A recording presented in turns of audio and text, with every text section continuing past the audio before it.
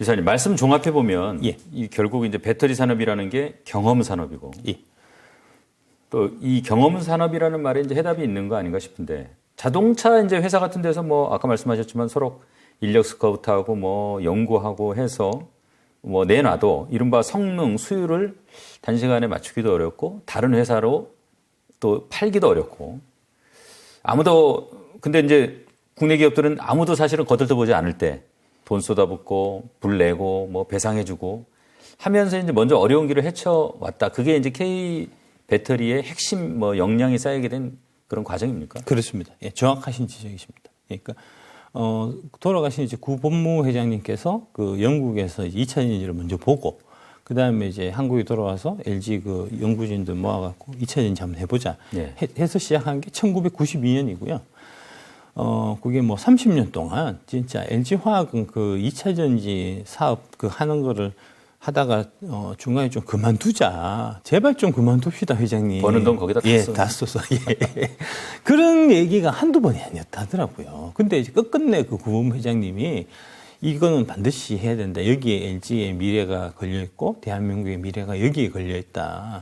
돈은 얼마가 돼도 상관없으니까 이제 다른 애들이 좀 주저주저 할 때 우리는 이제 쟤들이 쫓아없을 만큼 과감하게 투자해라 이런 말씀을 그렇게 많이 하셨다 하시더라고요.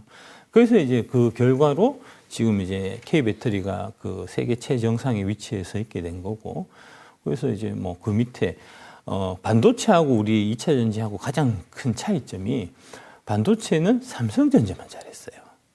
이게 장비는 미국 거를 갖다 쓰고 이제 소재는 일본 거를 갖다 쓰고 이러다 보니까 이게 이제 그때 몇 년 전에 일본에서 소재 안 준다 그래갖고 한번 난리가 났었고 그다음에 이제 장비 같은 경우도 사실 미국 장비 없으면 삼성 그 반도체 공장은 다 세워야 됩니다. 그래서 이제 지금 미국이 반도체 그 뭐 치포 이런 거 관련해 가지고 이제 막 우리한테 요구를 하면 우리가 그 요구를 안 들어줄 수 있는 방법이 없어요. 그 이제 그런 형태로 기술적으로 조금 종속돼 있는 이제 좀 뭐 그런 형태인데 그에 비해 갖고 이 배터리 쪽은 그 셀 만드는 회사들도 우리가 제일 잘하고 그다음에 이제 소재도 우리가 잘하고 장비도 한국 장비가 최고거든요. 심지어는 이제 CATL 같은 중국 회사들이 이제 이게 우리가 수요도 잘 안 잡히고 자꾸 문제가 생기는 거 보니까 이게 중국 장비가 좀 구려서 그런가라고 해서 이제 한국의 장비를 사러 막 다니는 그런 상황이거든요. 그 정도로 우리는 이제 이게 생태계가 뭐 장비도 그렇고 소재도 그렇고 셀까지 완벽하게 갖춰져 있는 이거는 진짜 큰 축복입니다.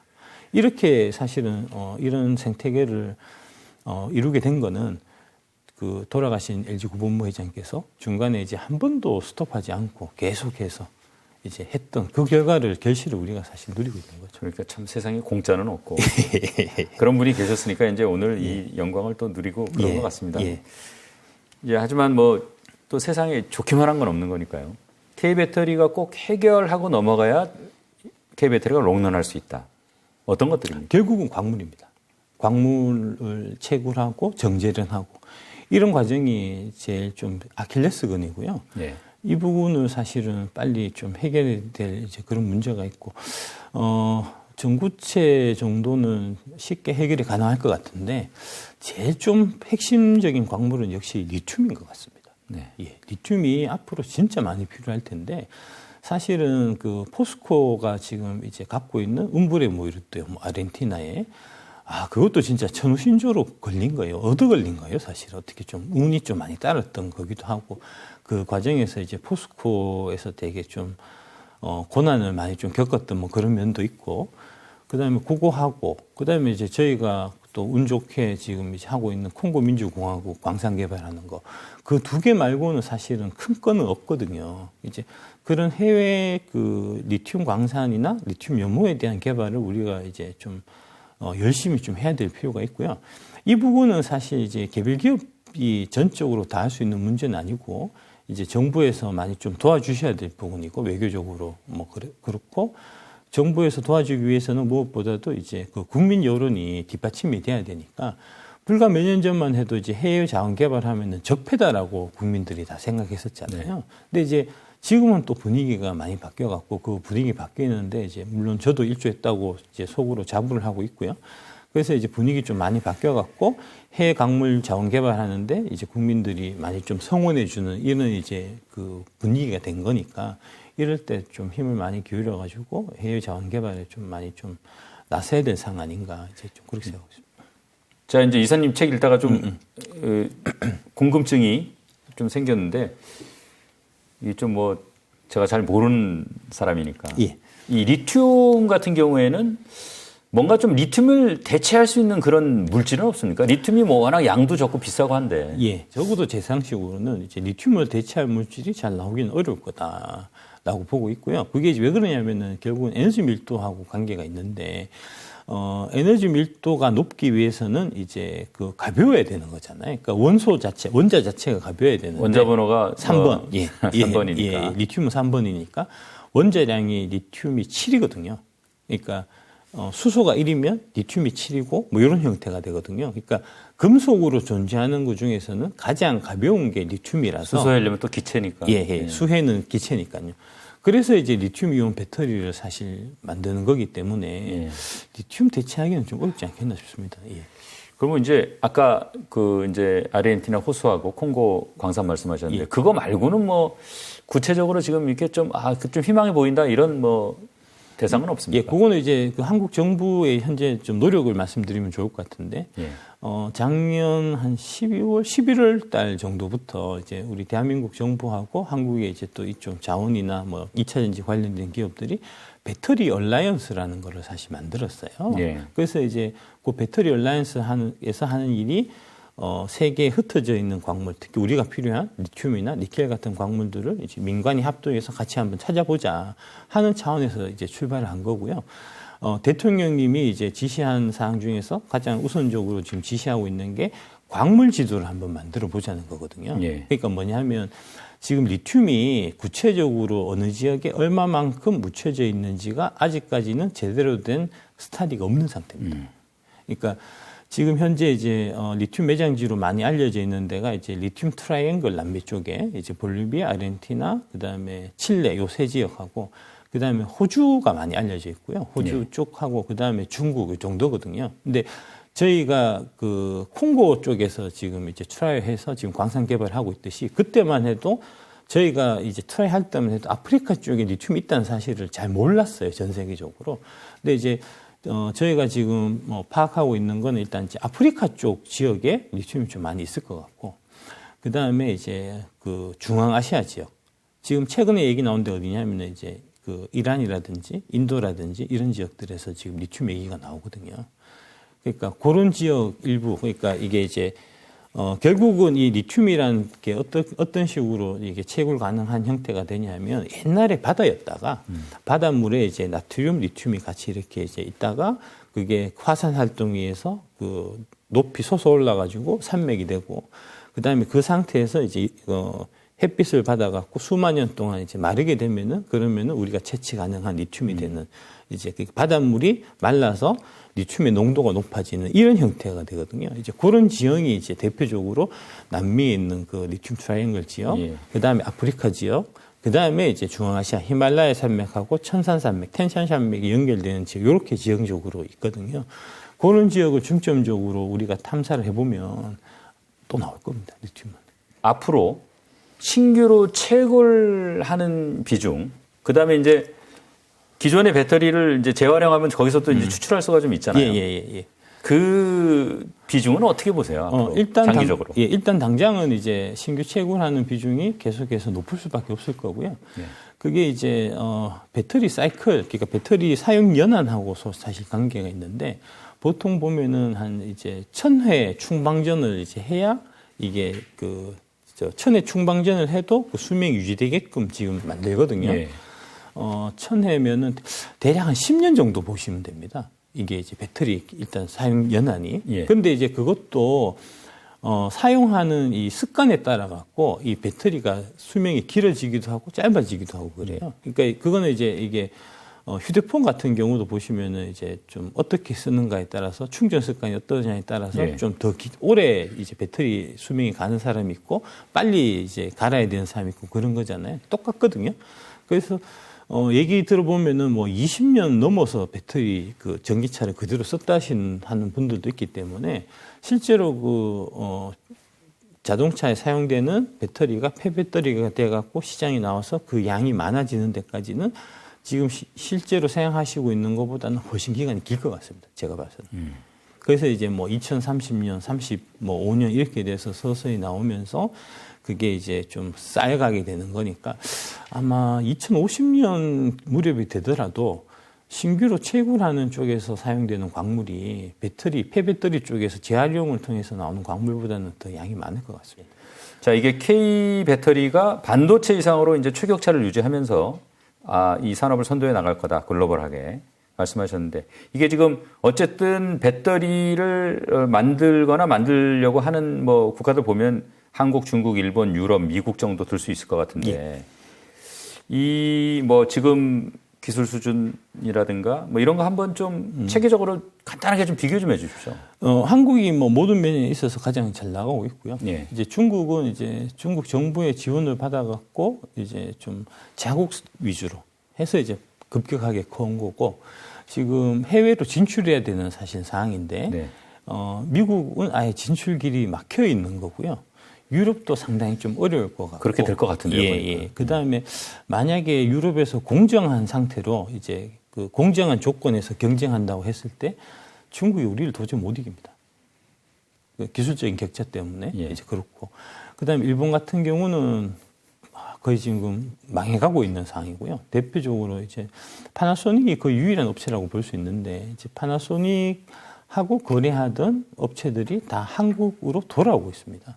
아까 이제 말씀드렸던 그 테슬라 쪽이 이제 그나마 테슬라가 파나소닉의 아주 주요한 고객이고, 이제 파나소닉이 테슬라 쪽에, 그러니까 테슬라가 보면 요거를 이제 나눠요, 지역별로. 네. 그러니까 중국은 주로 CATL 걸 받고, 유럽에 팔리는 테슬라는 LG 거를 쓰고, 그 다음에 미국 거는 파나소닉 걸 쓰고 이렇게 돼 있거든요. 그래서 이제 원래 미국 시장에 팔리는 테슬라 차량은 파나소닉 거 배터리를 주로 쭉 써왔었는데, 최근에 지금 얘기 나오는 게 LG 거를 쓰겠다는 거거든요. 그러니까 파나소닉이 그나마 자기들이 마지막 먹거리를 갖고 있었던 거를 지금 한국한테 뺏기는 상황이니까 파나소닉의 이제 몰락 속도가 점점 더 빨라지고 있다. 이제 이렇게 보시면 될 것 같고, 유럽 같은 경우는 이제 노스볼트가 그나마 가장 좀 앞서 있는 이제 배터리 내재와 관련해 갖고 트라이하고 있는 이제 신생 업체라고 볼 수 있는데 잘 안 되는 것 같습니다. 그 공장 착공 늦어진다는 소식을 들은 것 같은데, 수율 안 잡혀서 그렇습니다. 수율 때문에. 양품 생산 비율이 너무 낮아서 그렇습니다. 그 양품 수율 잡는 게 진짜 어려워요. 그게 LG 에너지 솔루션이 한국에서 다 잘 만들어 갖고 만든 사람들 만든 그 기술 만든 기계를 갖고 그대로 미국 폴란드로 보내 갖고 처음에 이제 배터리 공장을 짓고 수율을 잡기 시작했는데, 그게 토탈에서 4년이 걸렸거든요. 지금 SK가 헝가리에 지금 공장을 지어갖고 21년에 착공해서 지금 이제 계속 수율 잡는 작업을 하고 있는데, 작년까지 안 됐습니다. 올해도 어려울 거라고 하거든요. 그게 뭐 이를테면 기후, 물, 이런 게 다 영향이 있는 겁니까? 예, 다 영향이 있습니다. 아주 민감한 거라 갖고 그거를 진짜 이제 수십 년 동안 안 잡아본 사람이면 그거 못 잡습니다. 진짜 그거는 고려청자의 비색을 내는 도공들의 이제 뭐 기술적 이런 거라 갖고. 사실은 이제 우리도 그걸 잡느라고 그렇게 오랜 기간, 돈, 시간이 들어간 거죠. 예, 그렇습니다. 예. 그러니까 우리가 이제 그 부분에 대해서 좀 이해가 부족한 것 같아요, 저부터도. 뭐 그냥 만들면 되는 거 아니야? 이렇게 생각을 하는데, 결국은 지금 우리 배터리 회사들이 갖고 있는 눈에 보이는 기술 못지않게 눈에 보이지 않는 그런 긴 기간을 통해서 겪은 시행착오, 노하우, 경험 이런 것들이 큰 자산이겠군요. 그렇습니다. 그게 큰 자산이고, 저희가 그 기술진 쪽에 얘기를 들어보면 이게 수율이 잘 안 잡혀갖고 이게 기계들을 이렇게 미세 조정해서 막 고치고 해서 딱 잡았는데, 잡고 나서 내가 뭘 만져가지고 잡았는지 모른다는 거예요. 그 정도로 이제 그러니까 사실은 이제 화학이 요리하고 좀 비슷한 측면이 있습니다. 그러니까 칼국수집에 이게 저 집에 이제 30년 전통에 막 줄 서서 먹는 칼국수집 있잖아요. 보면 특별한 건 없거든요, 사실. 예. 근데 그 맛을 딴 사람이 흉내를 못 내는 거잖아요. 그러니까 그런 겁니다, 이게. 말로 설명할 수 없는. 그 주방장이 어느 날 갑자기 그 칼국수집을 그만두면은 그 칼국수집은 문 닫아야 되는 거잖아요. 이제 그런 거거든요, 이게. 예. 그러니까 뭐, 참, K배터리, 이제 이사님 야, 앞으로 이제 뭐, 이게 10배 이상 예, 예. 커질 거다. 예. 뭐 주가도 이제 그 이상 오를 거다. 이렇게 말씀하시는데, 그런 확신을 갖는 가장 큰 이유는 뭡니까? 이건 너무 자명합니다. 이게 이제 수주 베이스로 움직이는 거기 때문에 보통 3, 4년치 수주를 미리 받아갖고 움직이거든요. 그러니까 3, 4년 뒤에 얼마만큼 매출이 발생하고 거기에 따라서 이익이 얼마만큼 나올지가 너무나 쉽게 알 수 있어요. 근데 그거 뻔하게 이제 그렇게 우리 3, 4년 뒤에 얼마만큼 매출이, 얼마만큼 수주를 지금 받아갖고 이만큼 매출하겠다라고 애널리스트를 불러갖고 친절하게 다 설명을 해준단 말입니다. AR팀에서. 그러면 그렇게 얘기를 듣고 가서 그렇게 추정을 해갖고 그렇게 밸류에이션 하면 되는데 그렇게 추정을 안 하고 그렇게 밸류에이션 안 해요. 뭐 이상하다니까요, 지금. 우리 시청자분들께서 이제 균형 잡힌 시각을 가져야 되니까. 예, 예. 제가 좀 반대 입장에서 이제 몇 가지 좀 여쭤보겠습니다. 예. 저는 뭐, 우리 이사님 말씀하신 대로 여의도를 뭐 대변하는 사람 아닙니다. 예, 예. 자, 이게 주가라는 게 결국 이제 기업 이익에 수렴한다. 이런 명제에 대해서는 뭐 전혀 이유가 없습니다. 다만 이게 주가가 매출이나 영업 이익하고 정비례할 것인가에 대해서는 좀 의문이 있거든요. 말씀하신 대로 만약에 이게 이제 그야말로 그 바인딩으로 매출이 확정돼 있다. 그렇다면은 이게 가격에 이미 상당 부분 반영되어 있는 거 아닌가. 주가라는 거는 뭐 이익을 선반영한다고 하니까요. 그 그렇죠. 의문에 대해서는 어떻게 가격에 반영돼 있어야 되거든요, 사실은. 예. 가격에 반영되게끔 하는 역할을 하는 게 여의도의 역할입니다. 그 역할을 안 하고 있기 때문에 반영이 안 돼 있었던 겁니다, 사실은. 그러니까 제가 이제 애널리스트들이나 증권사들에 대해서 되게 좀 안 좋게 자꾸 얘기하는 게 그럴 수밖에 없어요. 자기들 역할을 안 하고 있으니까. 그러니까 이제 뭐 예를 들어서 이제 그 우리나라 세계 최대의 양극재 회사 같은 경우에 보면은 거기서 분명히 얘기를 했거든요. 27년에 우리는 71만 톤 캐파를 갖고 갈 거다. 이제 시세가 지금 톤당 한 7천만 원 정도 되기 때문에 71만 톤이면은 대략 50조 원의 매출입니다. 작년에 한 5조 2천억, 5조 4천억인가 하여튼 5조 조금 넘는 거, 5조 정도라고 했다고 보면은 27년이면 24, 25, 24년 뒤에 10배가 성장하는 거잖아요. 그러면은 이제 그거를 기반으로 해서 실적 추정을 해갖고 땡겨오면 되는데 지금 그거를 인정을 안 하고 있어요. 그러니까 27년 실적이 50조가 된다는 거를 인정 자체를 안 하고 지금 시작하거든요. 그거 이상하잖아요. 그 도대체 왜 그런지 모르겠습니다, 진짜. 또 하나 이제 궁금한 건요. 예. 이게 배터리 산업 역시 우리 이제 메모리처럼 예. 좀 자본 집약적이에요. 예. 거액을 계속 투자를 해야 되고. 예. 이제 우리가 삼성전자하고 애플 주가 비교할 때 사실 이제 삼성전자가 자본 집약적이라는 게 일종의 진입 장벽도 되지만 역시 이제 상대적으로 주가가 조금 낮은데도 분명히 역할을 한다. 그런 건데. 자, 그렇다고 하면 매출 신장, 이익 신장만큼 주가가 따라갈 수 있겠나 하는 의문이 좀 드는 것도 사실이거든요. 그래서 이제 그런 측면에서 보더라도 양극재가 제일 투자할 만한 합니다. 예. 그러니까 다 이제 뭐 공장 새로 짓고 뭐 설비 투자하고 다 해야 되는데, 그러니까 이제 ROIC라고 투하 자본 대비해서 이제 얼마만큼의 수익률이 나느냐 하는 거를 계산해 보면은 양극재가 제일 좋아요. 양극재의 경우에는 이제 3천억의 설비 투자를 하면 연 1조 원의 매출이 생깁니다. 네. 그러면은 이제 10% 영업이익이 난다라고 가정했을 때 3년 만에 공장 지어서 본전 다 뽑는다는 거잖아요. 그만큼 수익성이 또 좋은 사업이 또 양극재이기 때문에 그래서 제가 항상 소재는 양극재만 투자해라라고 말씀드리는 거고, 그 다음에 셀도 되게 좋아요. 제가 봐서는 이제 뭐 LG엔솔도 그렇고 SK온도 그렇고 삼성 SDI가 제 8개 추천 종목에 들어가 있지는 않지만 삼성 SDI도 되게 앞으로 성장 가능성이 있는 회사라고 저는 보거든요. 뭐 주가 측면에서도 마찬가지고.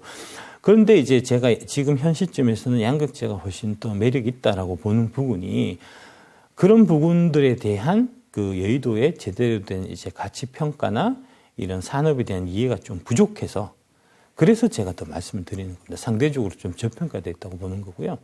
그러니까 LG엔솔이 지금 아마 130조 원 정도 시총이 되는데 그러면은 이제 그 양극재 쪽에서 세계 최고의 회사가 이제 에코프로 BM이거든요. 그 회사로 기준해서 보면은 대략 한 60조에서 한 65조 원 정도, 한 절반 정도 가격 돼야지 저는 정상이라고 봅니다. 그 가치 평가가. 그렇다고 보면은 지금 에코프로 BM이 많이 올라서 대략 지금 한 20조 원 조금 넘는 것 같은데, 많이 올랐다고는 하지만 앞으로 적어도 3배는 더 오를 수 있는 여지가 있다는 얘기가 되거든요. 그러니까 이런 부분들을 애널리스트들이 제대로 공부를 안 하고 이해를 못 하고 있어요. 그러면서 이제 자꾸 뭐 고평가돼 있네, 뭐 밸류가 너무 과하네 이런 얘기를 하고 그게 이제 2차 전지를 담당하는 애널리스트가 그런 얘기를 하면 그거는 또 제가 뭐 또 그럴만하다라고 생각할 수 있는 여지도 있는데 문제는 뭐냐면 그 업종에 대한 이해도 하나도 없는 사람이 단지 이제 그 증권 방송들에 나와가지고 얼굴을 많이 비췄다는 이유로 자기가 전문가인 양 행사하면서 이제 함부로 2차 전지 그 산업 그 기업에 대해서 고평가 뭐 3년치를 땡겨왔다 이런 형태의 얘기를 한단 말입니다. 그 사람들은 이 산업에 대한 이해도 부족하고 그 다음에 이제 이 에코프로 BM이 앞으로 뭐 23년에 매출이나 이제 영업이익이 얼마만큼 날지 실적 추정도 안 되는 사람들인데 그런 사람들이 함부로 고평가네 저평가네 얘기하는 거는 그거는 뭐랄까 선을 넘는 행동이죠. 또 하나요. 예. 이 사실은 이제 예를 들어서 메모리 반도체가 뭐 하나가 이제 뭐가 좀 문제가 생겨서 예. 하면 사실 기계를 이제 못 쓰는 정도가 최악의 상황인데. 예. 물론 이제 2차 전지라는 게 뭐 자동차용으로만 쓰이는 건 아니고 여러 이제 용도로 쓰이지만 예를 들어서 자동차 같은 경우에는 달리는 물체니까 이게 뭔가 이게 잘못돼서 안전에 문제가 생겼을 때 이를테면은 뭐 미국 같은 경우에는 뭐 징벌적 손해배상하면은 뭐 엄청난 거액을 물어내야 되기도 하고 예. 뭐 리콜 한번 하고 나면은 뭐 그냥 정말 거덜날 정도로 막 예. 그렇게 될 수도 있는데 예. 자 그런 위험도 있는 산업 아니냐. 그렇습니다. 예, 그렇습니다. 그래서 약간 좀 그게 디스카운트가 돼야 되는 거 아니냐 이제 이런 얘기도 하거든요. 어떻습니까? 그래서 이제 그런 부분들이 사실은 이 배터리 사업을 진행하는 과정에 있어서 이제 LG 에너지 솔루션이나 이런 회사들한테 상당히 많은 타격이 있었던 거고요. 예. 그러니까 이게 경험 사업이라고 얘기하는 것 중에 하나가 불을 내봐야 불을 안 내는 방법을 알 수가 있어요. 우리는 이제 특히 LG 에너지 솔루션은 불을 많이 내봐갖고 불을 안 내는 방법을 터득이 되어 있는 상태입니다. 그래서 이제 그만큼 이제 그 진입 장벽, 이제 높은 그 혜자를 갖고 있는 형태가 되는 거고요. 그에 비해서 이제 새롭게 들어오는 회사들 같은 경우에는 배터리 사업을 하고 싶어도 그런 문제들 때문에 감히 함부로 뛰어들지 못하게 되는 거니까 그만큼 기존에 이제 그런 문제들을 해결하고 이제 체계가 갖춰져 있는 회사들은 그만큼의 장점이 있는 거죠. 지난번에 그 이제 수면제 먹고 몇 년 자고 나면 부자가 돼 있을 거라는 그 헝가리 출신 앙드레 코스톨라니 유머를 인용하신 걸 제가 봤어요. 예. 근데 제가 이제 저도 그 코스톨라니 책은 참 여러 번 반복해서 읽었는데 예. 이게 주가는 사려고 하는 사람과 팔려고 하는 사람 중에 누구 마음이 더 급한가에 달렸다. 이게 궁극적으로 주가는 거기서 결정이 되는데 예. 결국 이제 사려는 사람 마음이 급하고 팔려는 사람은 급할 게 없을 때 이제 주가가 이제 오른다는 말이에요. 자, 10배 오를 때까지 계속 그런 상황이 지속이 될까요? 그럴 것 같습니다. 예, 그럴 것 같습니다. 지금 2차 전지 주식들 이제 특히 제가 추천드렸던 이제 8종목을 갖고 계신 분들은 지금 마음이 너무 편해요. 거의 뭐 50% 수익 나신 분도 있고 100% 수익 나신 분도 있고 150% 수익 나신 분들이 있는데 그분들이 다 이제 제가 방송한 내용이나 제 책을 보고 산 거란 말입니다. 네. 그 책에 뭐라고 되어 있냐면 3년 동안 들고 가시면 10배 갈 겁니다. 얘기를 해서 긴가민가하고 일단 사봤는데 사니까 지금 한 뭐 3개월, 6개월 만에 지금 일단 2배는 난 거잖아요. 그러면 한번 믿어볼 만 하겠죠. 뭐 흔들릴 이유가 없는 거죠. 그러니까 중간에 뭐 등락이 있다고 하더라도 그분들이 뭐 급하게 팔 이유는 사실 없는 거고 한 2, 3년 한번 갖고 가보자. 설마 2배 난 거 다 사라지겠냐. 뭐 이런 마음일 텐데 그에 비해서 지금 사야 되는 입장은 너무너무 조급하고 급합니다. 첫 번째로 이제 아까 말씀드렸던 이제 공매도 했던 사람들은 빨리 갚아야죠. 요새 그 공매도 이율이 한 8%, 9% 낸다 하더라고요. 예. 대차는 이제 이율이. 그거 8% 9%씩 연이율 내가면서 들고 있는데 주가는 떨어질 기미이 높고 계속해서 손실은 누적되고 있으니까 마음이 너무 급한 거고요. 그다음에 이제 2차 전지 주식들, 특히 양극재 핵심 주식들은 기관들이 안 갖고 있어요, 지금. 작년에 내내 고평가돼 있네, 앞으로 안 좋네, 이런 얘기 해갖고, 제가 얘기 들어보면은 뭐 이제 셀이나 뭐 기타 이제 동박이나 뭐 이런 소재는 갖고 있는 사람들이 많이 있어도 핵심 양극재는 갖고 있는 사람들 자체가 드물어요. 포트폴리오에 편입이 안 돼 있고. 편입이 안 돼 있습니다. 예. 기관들 갖고 있는 기관들이 잘 없어요. 이제 그러니까 그것도 지금 야 이거 빨리빨리 사야 될 텐데 언제 사긴 사야 될 텐데 이러다가 계속 이제 놓치면 안 되는데 뭐 이런 생각하고 있을 거고 보다 결정적인 건 뭐냐면 지금 얘기가 계속 나오고 있는 게 이제 그 양극재 핵심 업체들이 코스피로 이전한다는 얘기가 있습니다.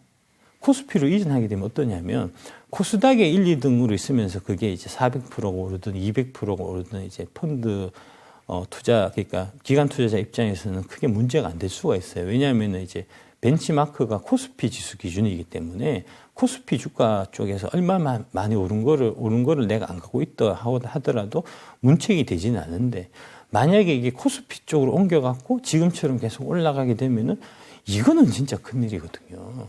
그러면은 혹시라도 코스피 쪽으로 이전하기 전에 내가 저거를 미리 좀 사놓지 않으면 앞으로 엄청나게 머리 아픈 일이 생길 수 있겠다. 이렇게 되기 때문에 이거는 수급적으로 보더라도 좀 올라갈 수밖에 없는 그런 여지가 많이 있고요. 그 다음에 이제 외국인 쪽도 사실 좀 그렇습니다. 예. 외국인 투자자들이 이제 되게 다 모든 산업에 대해서 다 잘 알 것 같은데 2차 전지는 잘 모르더라고요. 최근에 제가 이제 홍콩 쪽에 있는 외국인 투자자하고 이제 이 뭐랄까 줌으로 이렇게 IR을 좀 진행을 했는데 그분이 이제 저희 금양 쪽 물어보시는 것보다는 한국의 2차 전지 산업에 대해서 많이 물어보시더라고요. 그러면서 하시는 말씀이 그 박순혁 이사님이 작년 한 해 동안 유튜브에서 열심히 활동하시는 거를 많이 보면서 내가 2차 전지에 대해서 공부를 되게 많이 했고 그래서 다른 매니저들보다 훨씬 유일한 위치에서 투자를 해서 수익을 많이 거두고 해서 고맙다라고 말씀하시더라고요. 그러면서 하시는 얘기가 외국인 투자자들도 2차 전지의 산업에 대해서 잘 모른대요. 일단 기본적으로 자기네 나라에 제대로 없어서 없으니까, 그런 건가요? 예, 없으니까요. 없고 그다음에 또 문제가 뭐냐면 결국 또 여의도 문제로 기결되는데 그동안 여의도의 증권사 애널리스트 이런 사람들이 열심히 보고서 쓰고 그 보고서를 영어로 이제 영어로 번역해서 외국 투자자들한테 한국 2차 전지 산업에 대해서 제대로 이해시키고 했어야 되는데 여의도의 애널리스트들이 제대로 이 산업에 대한 이해가 부족했었다니까요. 그러다 보니까 지금 보면은 이제 셀 같은 경우는 이제 그래도 그나마 외국인 투자자들이 많이 투자했고 투자 비중도 높고 한데 양극재 쪽 이쪽은 외국인 투자자 비중도 지금 되게 적습니다. 한 자릿수가 잘 안 되거든요. 그러니까 이제 그런 외국인 투자자 입장에서도 야 이거를 사야 되는데 놓쳤구나. 공부해갖고 빨리 사야 되겠다. 지금 그런 상황이어서 그러니까 이제 크게 보면은 사야 될 사람들은 너무너무 넘치고 팔아야 될 사람들은 급한 게 하나도 없는 그런 상황이라는 거죠. 그렇다고 하면은 예? 이제 이미 뭐 바닥에서 사서 뭐 10배, 20배 오른 분도 주변에 보면 많아요. 예. 그분들은 이익을 깔고 가니까 예. 좀 여유가 있으시고 예. 신규로 진입하시는 분도 뭐 주저없이 그냥 사라 이렇게 예. 이제 말씀하시는 거예요. 예, 그렇습니다. 예. 다 사갖고 당장 물려갖고 빠지면은 좀 꼼짝달싹 할 수 없으니까 좀 일부는 좀 남겨두고 한 반 사고 반 남기든지 30% 사고 70% 남기든지 아니면은 70% 사고 30% 남기든지 그거는 뭐 각자 알아서 하시면 될 것 같은데 일단 사놓는 게 제가 봤을 때 중요한 것 같습니다. 지금 이제 이사님 보시기에 유튜브 여론은 예. 사라는 쪽이 많습니까? 팔라는 쪽이 많습니까? 다 단기 고평가가 돼 있고 조정하면 사야 되고 뭐 지나치게 과열이고 막 다 이런 얘기가 있고 심지어는 뭐 특히 양극재 같은 경우는 뭐 종교 같고 저 박수영 이사는 교주 같고 뭐 이런 얘기하면서 험담하는 사람들도 천지에 널려 있거든요. 유튜브 공간에. 그러니까 그런 얘기 할 때 빨리 사시는 게 좋습니다. 이를테면 우리가 이제 삼성전자 9만 원 넘었을 때 또 뭐 그때 보면은 뭐 그다음에 카카오 뭐 이런 이게 그때 보면 이게 막 나무가 막 하늘을 뚫고 올라갈 것 같았단 말이에요. 근데 이제 돌이켜보면 그때가 상투였다. 야, 그럼 이거 2차 전지도 또 똑같은 거 아닌가? 이제 이런 아마 연상이 돼서 그런 거 아닐까 싶은데. 그러니까 이제 그게 결국은 이제 주가는 기업 이익의 함수고 그러니까 카카오가 7배가 올랐는데 이제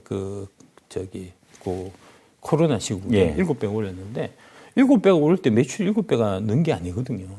이익이 7배가 는 게 아니거든요.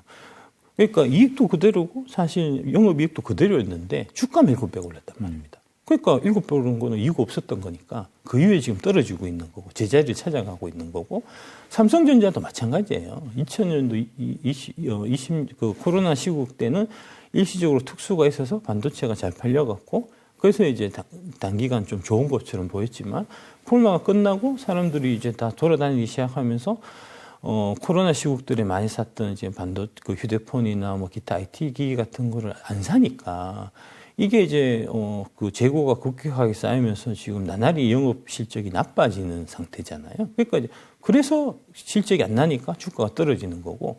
그런데 그에 비해 갖고 이제 에코프로 BM 같은 경우를 보면 에코프로 BM이 2021년에 매출이 1조 5천억 정도였을 겁니다. 예. 22년에 5조가 넘었으니까요. 올해는 제가 봐서는 대략 한 12조 정도 될 것 같거든요. 2026년, 2027년에는 대략 50조 원 정도의 매출은 무조건 깔고 가거든요. 그런데 왜 안 올라가겠습니까? 그러니까 자꾸 주가를 자꾸 보니까 지금 문제가 생기는 거고 주가만 보지 마시고 주가 이외에 기업 이익이라는 그 함수가 이 주가하고 같이 동반해서 움직이고 있는가를 사실은 봐야 되는 거거든요. 그래서 기업 이익이 움직이는 거가 뻔히 있는데 그거는 배제하고 단순하게 주가만 많이 올랐으니까 과열이다, 고평가다 이렇게 얘기하는 거는 진짜 그 애널리스트로서의 기본이 사실 안 돼 있는 거고 지금 그렇게 얘기하는 증권사가 한국에 되게 많다는 거는 참으로 수치스럽고 부끄럽고 창피한 일입니다. 자, 마지막으로 우리 박 이사님 K배터리 8종목. 예.